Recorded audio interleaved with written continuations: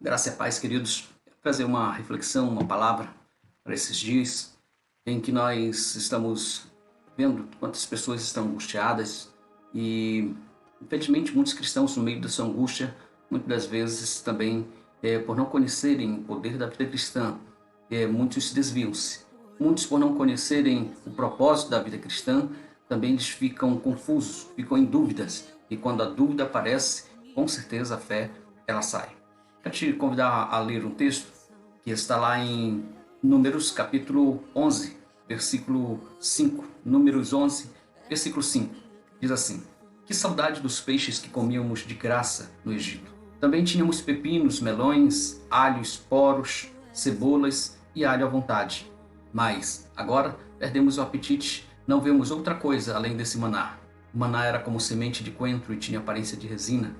O povo saía e o recolhia do chão, usava-o para fazer farinha, triturando em moinhos manuais e socando em pilões. Depois cozinhava o maná numa panela e fazia bolos achatados que tinham gosto de massa folhada assada com azeite.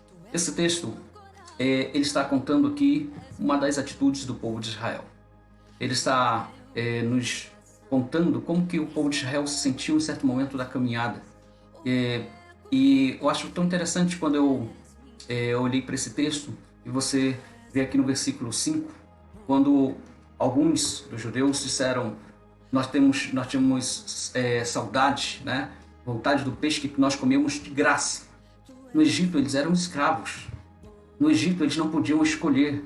No Egito, quantas vezes eles ficaram sem comer e os seus filhos foram mortos no Egito. No entanto, agora estão dizendo que tinham comida de graça, e tinham muita comida de graça. O momento, como foi mudado? Como que as circunstâncias, muitas das vezes, elas levam as pessoas a verem uma realidade que nunca existiu.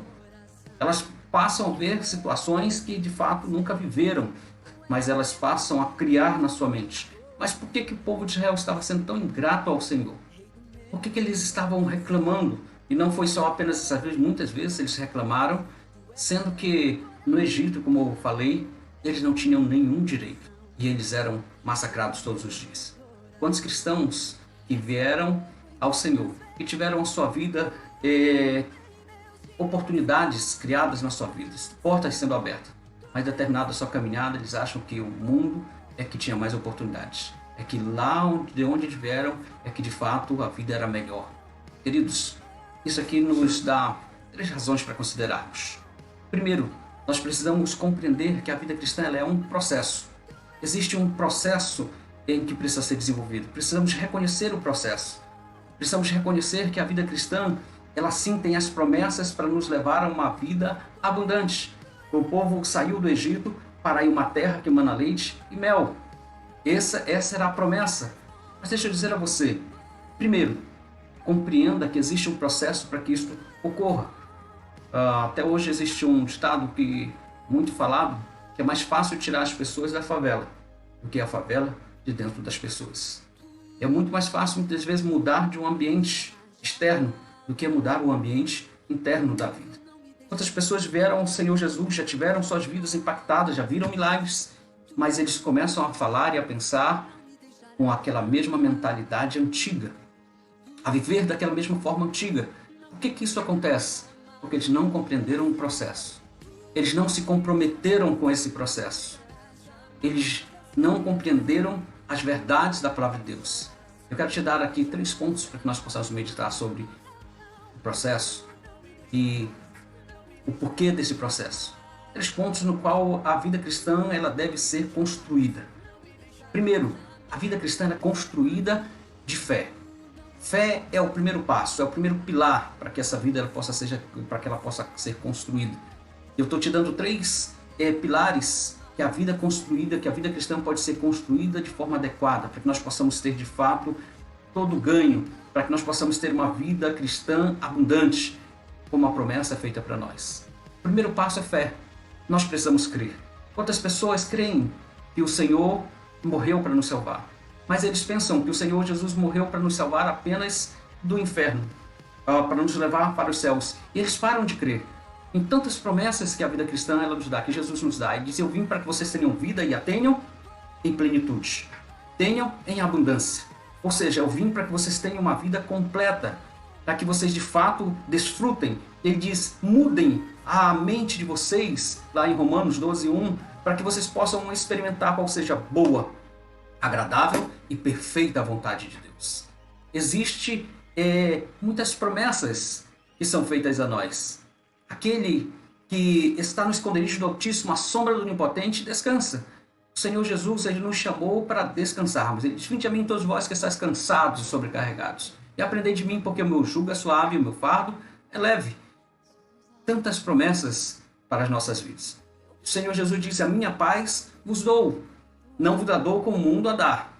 Ou seja, nós podemos ter uma vida plena de fato. Nós podemos começar de fato a vivermos de forma plena.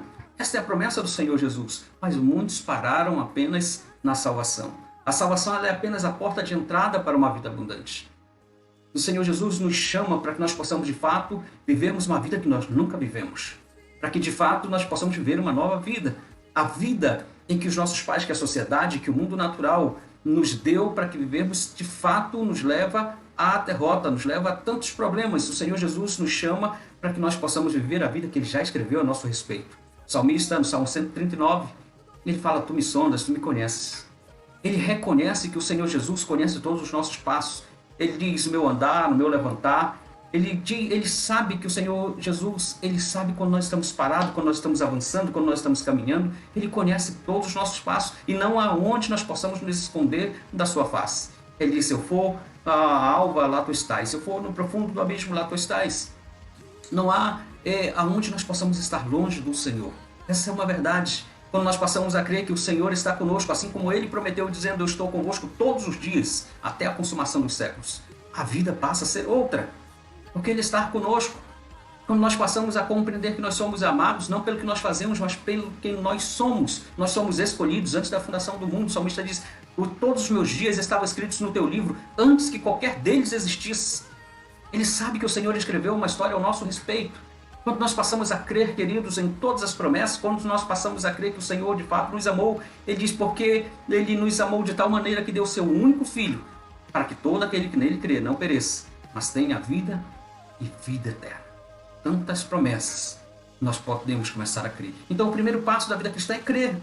É crer que de fato aquele que começou a boa obra, ele vai terminar, ele vai aperfeiçoar. Ainda que nós não estamos vendo as coisas todas prontas, que nós estamos contemplando tudo já perfeito. Hoje nós vivemos no mundo do imediatismo, então muitos querem, ou todos quase esperam que a vida cristã seja uma vida mágica, simplesmente. Que as coisas aconteçam apenas em um dia. Mas a vida cristã é um processo. E eu vou te dizer por que esse processo. Se tudo acontecesse como um passe de mágica, não precisaríamos crer. Deixa eu dizer a você, depois que nós começamos a ver as coisas, então não é preciso mais fé. Mas o primeiro passo é crer. Creia, o Senhor é bom. Mesmo que nesses dias você esteja passando momentos difíceis, mesmo que nesses dias você esteja sendo levado ao seu limite, talvez, de crer, creia. Continue crendo. O primeiro pilar da vida cristã é crer.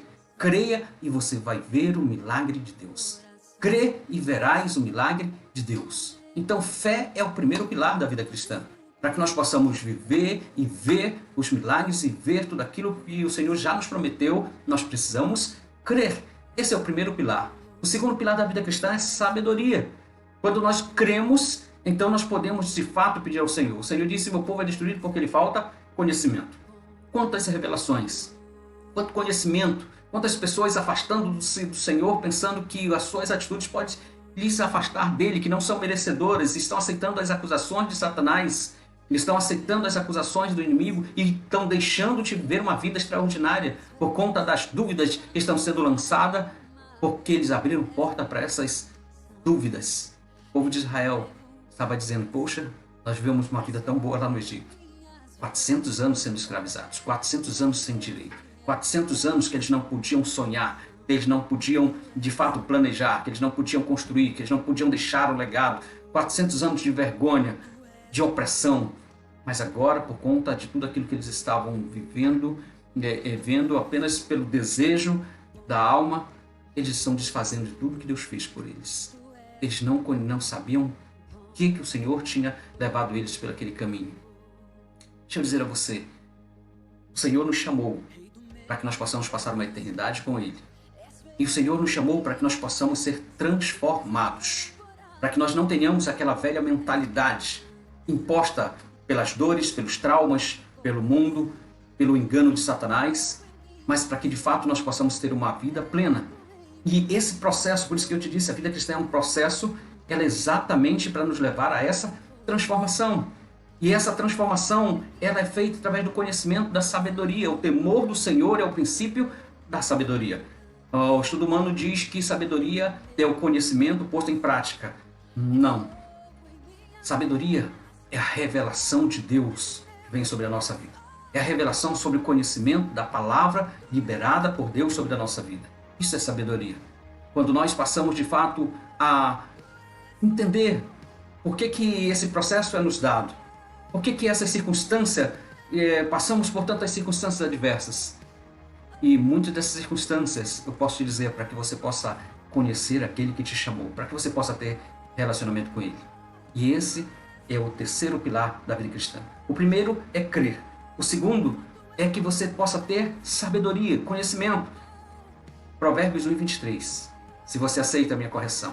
Ou seja, se você compreende esse processo e você se compromete com esse processo, ele diz: eu te dou o meu espírito de sabedoria e te revelo o meu plano para a tua vida. Você vai começar a conhecer os teus dons e talentos verdadeiramente através dos processos que você está passando. Talvez em um momento tão difícil que muitos abandonam, muitos desistem, seja exatamente o momento em que você conhece o dom que Deus tem te dado, o talento que Deus tem te dado. E isso vai te dar sabedoria para enfrentar os problemas da vida, para seguir em frente. Mas o terceiro pilar é relacionamento. Coríntios, ele vem nos dizendo ainda que falasse uma língua dos anjos. Sem amor, sem relacionamento, nada vai adiantar. Muitos têm crido, muitos têm buscado e têm tido até conhecimento, mas eles não cultivam o relacionamento e a vida fica sem sabor. Você sabe que é uma vida sem sabor se você lê Provérbios. Enquanto o sábio tinha relacionamento, a vida tinha sentido, ele dava conselhos, ele falava de sabedoria, ele de fato expunha a sua alma. Mas quando você lê Eclesiastes e você vê o sábio sem relacionamento, tudo que ele diz é que a vida, ela é tudo vaidade. Ele não acha sabor na vida mais. Ele não acha mais o desejo de viver. Ele fala, tudo é correr atrás do vento, tudo é vaidade, porque ele perdeu o relacionamento. Sem relacionamento com Deus, de fato a vida fica sem sentido e fica sem sabor. De fato, começa a um vazio, mesmo que muitos possam estar caminhando na fé e eles possam estar tendo conhecimento, mas se não tiver relacionamento. E esse é o objetivo desse processo. Tudo que Deus queria, de fato, é que eles compreendessem que Deus era o sustento deles. Muito melhor do que os bens, do que a terra que emana leite e mel, é o dono da terra que emana leite e mel. Muito maior do que uma terra, do que uma oportunidade de uma vida melhor, uma oportunidade de construção de algo maior, é aquele que nos dá a oportunidade. Ele é tudo em todos. Ele, de fato, deve ser o nosso alvo.